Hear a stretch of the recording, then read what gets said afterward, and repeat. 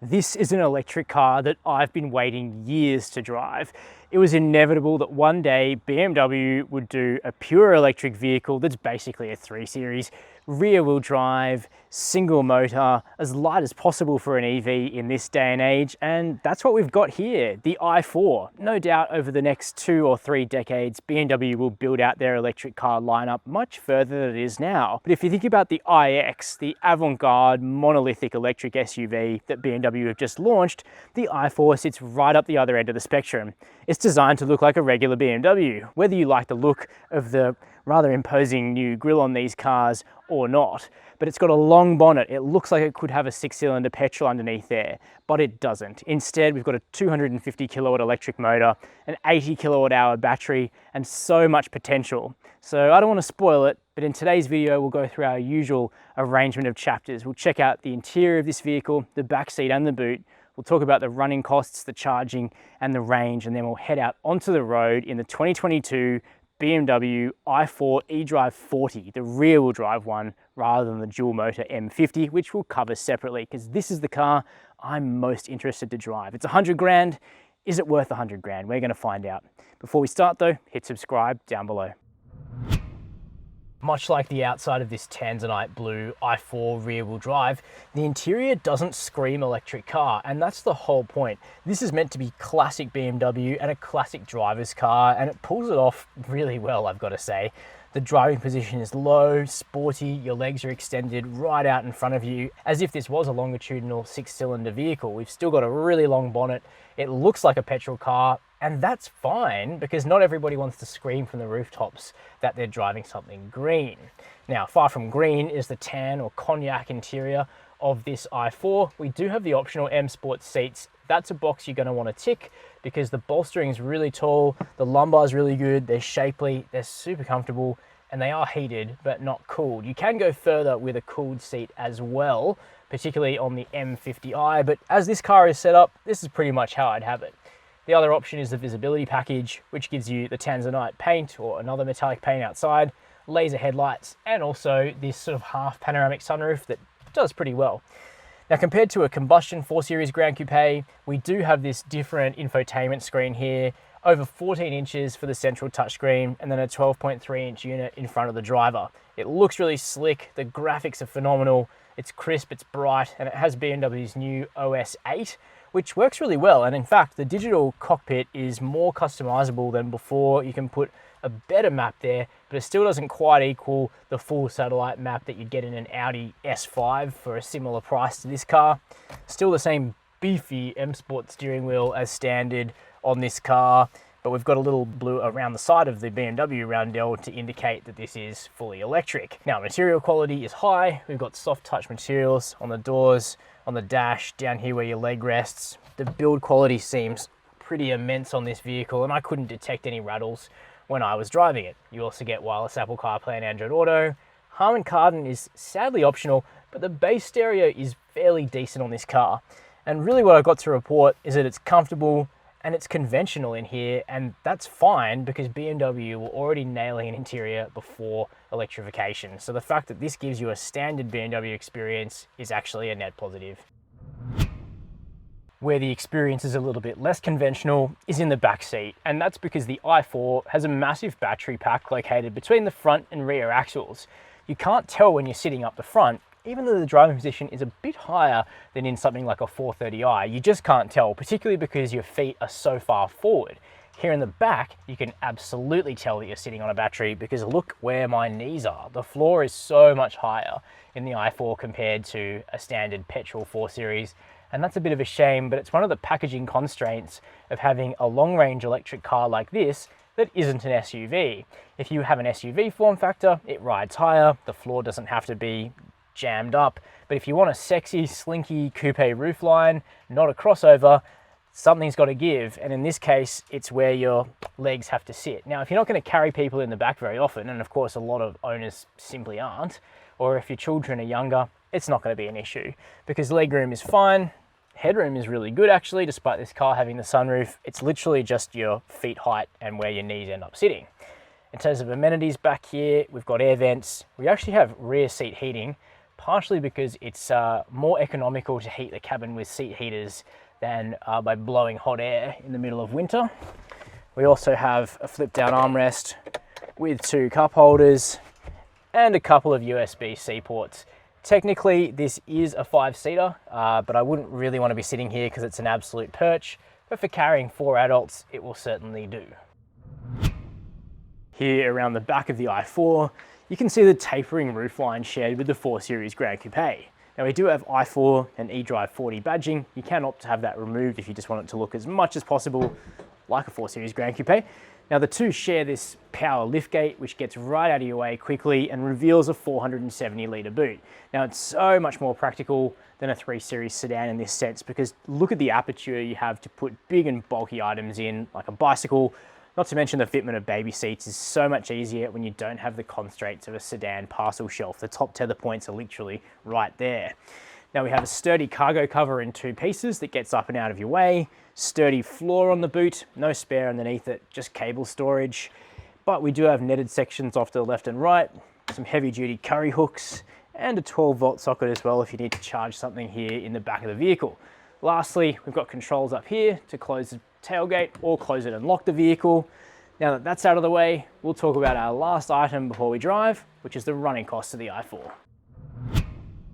So what's it going to cost you to run a BMW i4? Well, the first consideration is energy consumption, and the rear-wheel drive version is quite a lot more frugal than the all-wheel drive. It certainly doesn't have as much power, but we're still talking about 250 kilowatts, so it's hardly slow. WLTP, it's rated to consume 13.7 kilowatt hours per 100 kilometers, and that's out of an 80.7 kilowatt hour battery.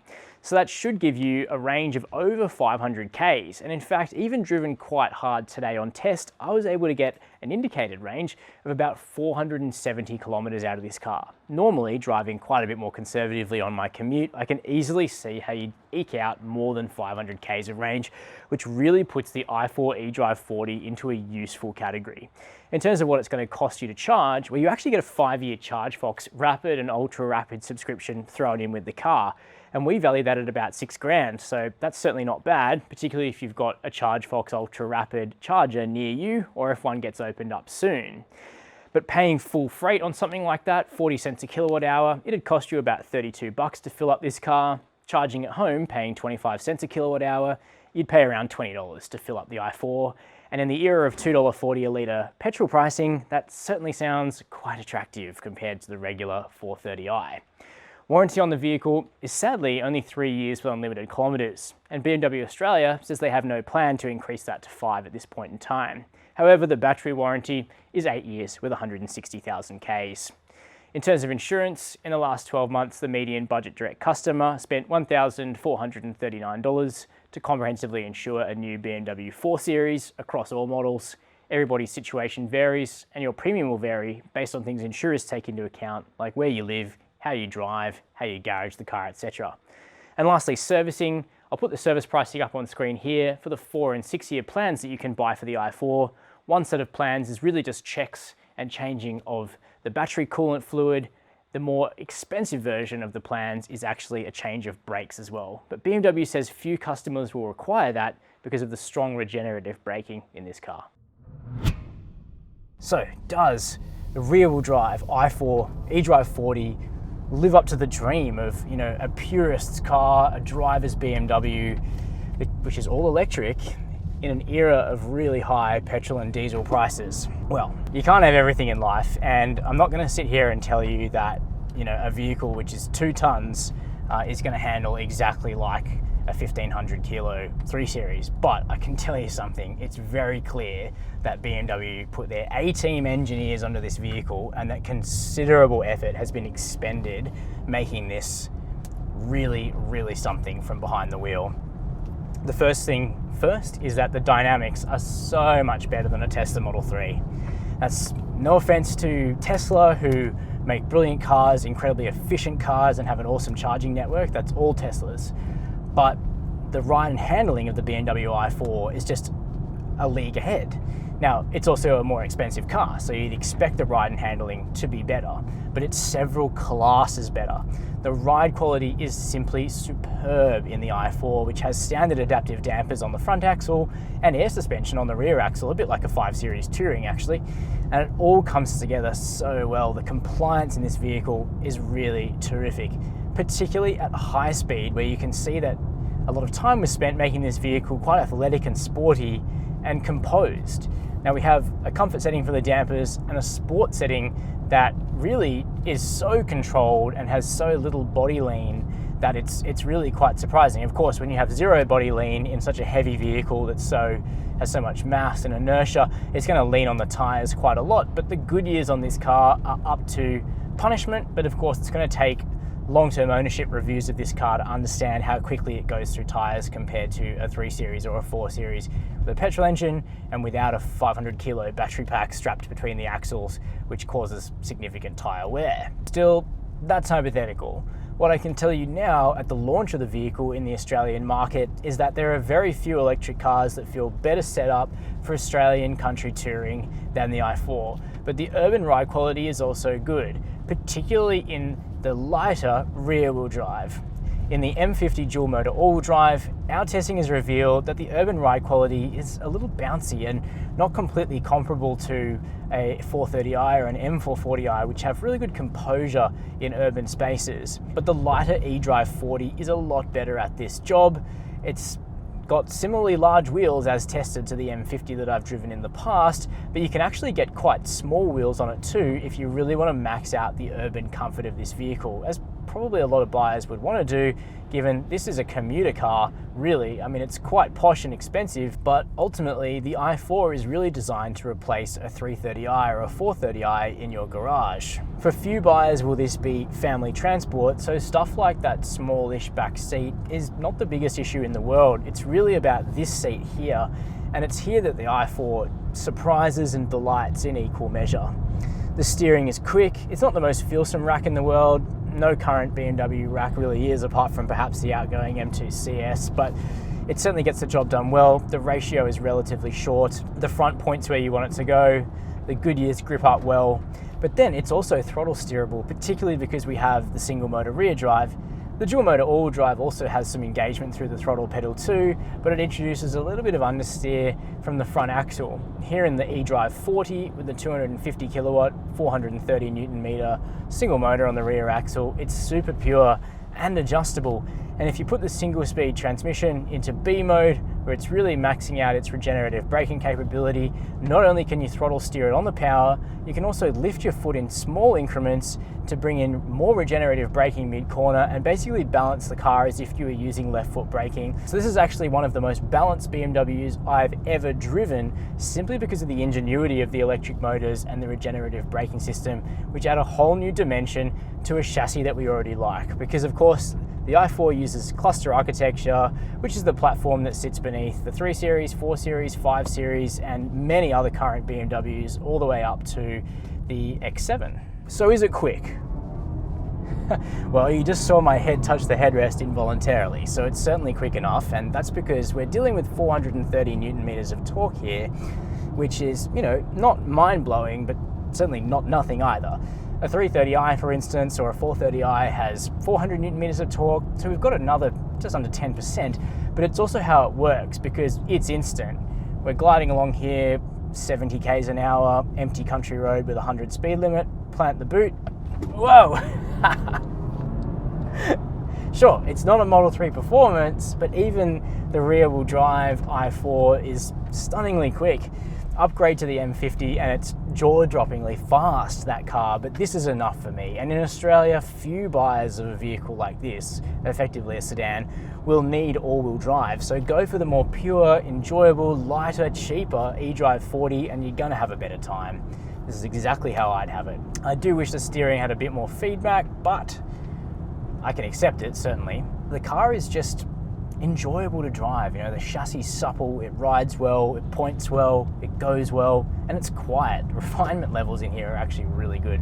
I'm on CourseJet right now, and it's pretty quiet. Safety stuff is all really well tuned. We've got adaptive cruise control, lane keep assist, which really gets you right into the center of the lane. It's quite impressive. Blind spot monitoring, rear cross traffic alert, AEB. And in fact, we often find that BMW's safety systems are among the best tuned of many that we test, actually, particularly lane keep assist. It's really quite smooth.